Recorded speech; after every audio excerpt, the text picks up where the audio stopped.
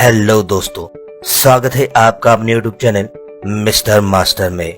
दोस्तों, इथेनॉल एक organic compound है जिसका मल्टीपल इंडस्ट्रीज में उपयोग किया जाता है, जैसे कि fuel, cosmetics, paint, varnish, sanitiser, cleaning product आदि में इथेनॉल का उपयोग किया जाता है। तो चलिए इस इथेनॉल की पूरी प्रोडक्शन प्रोसेस देखते हैं। दोस्तों, इथेनॉल प्रोडक्शन की प्रोसेस आमतौर पर 3 चरणों में होती है, जिसमें पहला चरण होता है फर्मेंटेशन, दूसरा सेपरेशन और अंत में होता है प्यूरिफिकेशन। सबसे पहले मोलेसेस को कलेक्ट किया जाता है और इन्हें स्टोर टैंक में स्टोर किया जाता है। फिर मोलेसेस को पंप की मदद से रिसीविंग टैंक में शिफ्ट किया जाता है। दोस्तों, अब बारी आती है फर्मेंटेशन की, जिसके लिए मोलेसेस के साथ कल्चर की भी आवश्यकता होती है और इसके लिए कल्चर लैब में इस एंटीफोम, यूरिया और कैल्शियम हाइड्रोक्साइड की मदद से कल्चर तैयार किया जाता है।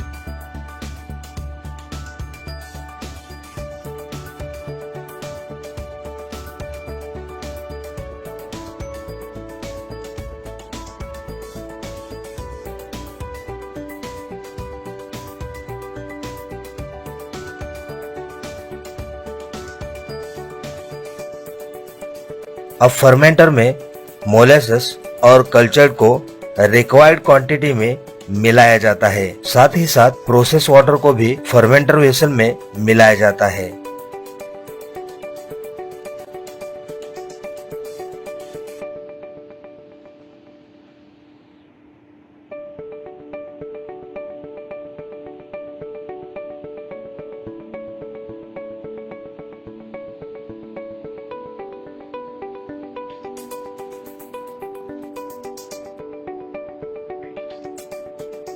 अब मिक्सर तैयार होने के बाद इसे फर्मेंटेशन टैंक में फर्मेंटेशन के लिए छोड़ दिया जाता है। आमतौर पर फर्मेंटेशन की प्रोसेस 24 से 48 घंटों की होती है। दोस्तों, फर्मेंटेशन प्रोसेस में फर्मेंटेशन वेसल का टेम्परेचर बढ़ जाता है, तो इस टेम्परेचर को मेंटेन करने के लिए वाटर रिसर्कुलेशन सिस्टम का इस्तेमाल किया जाता है, जहां पर बड़े बड़े कूलर्स लगाए जाते हैं, जिसकी मदद से वाटर को ठंडा किया जाता है और 30 से 32 डिग्री सेल्सियस तापमान को मेंटेन करते हुए वाटर को रिसर्कुलेट किया जाता है।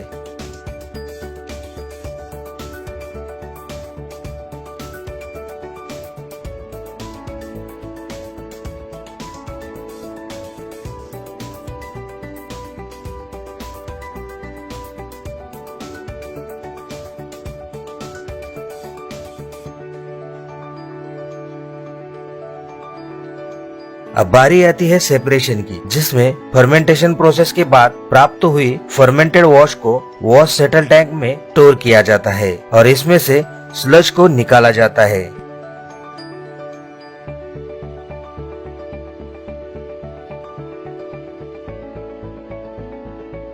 दोस्तों, इस फर्मेंटेड वॉश में अल्कोहल कंसंट्रेशन की मात्रा लगभग 8% होती है।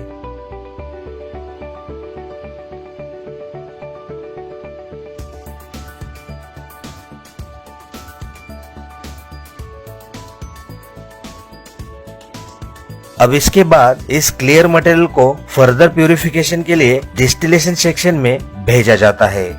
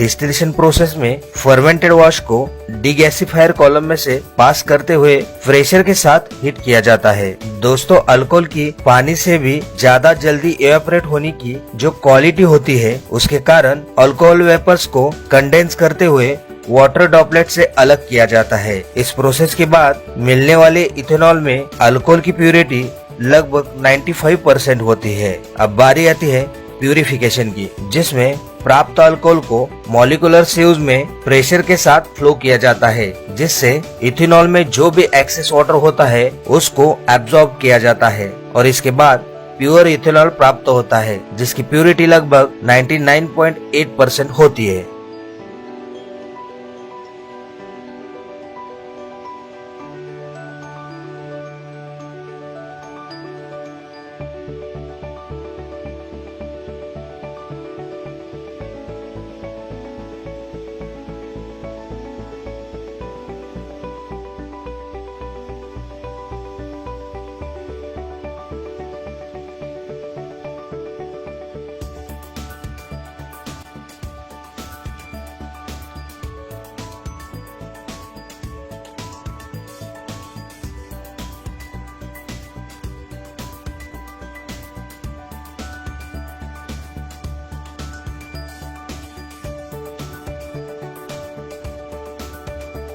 इसके बाद इस इथेनॉल को स्टोर टैंक में स्टोर किया जाता है।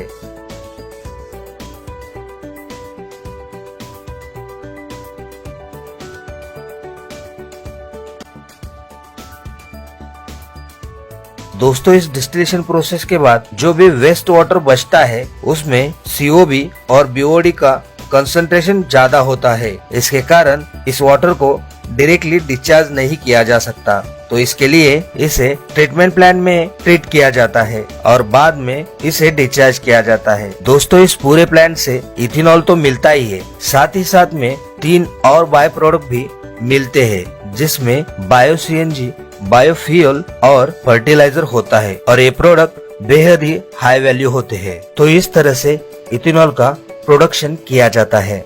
दोस्तों, अगर आपको ये वीडियो पसंद आता है तो इसे लाइक कीजिए, कमेंट कीजिए और साथ ही साथ अपने दोस्तों के साथ शेयर करना ना भूलिए। तो मिलते हैं अगले वीडियो में, तब तक के लिए धन्यवाद।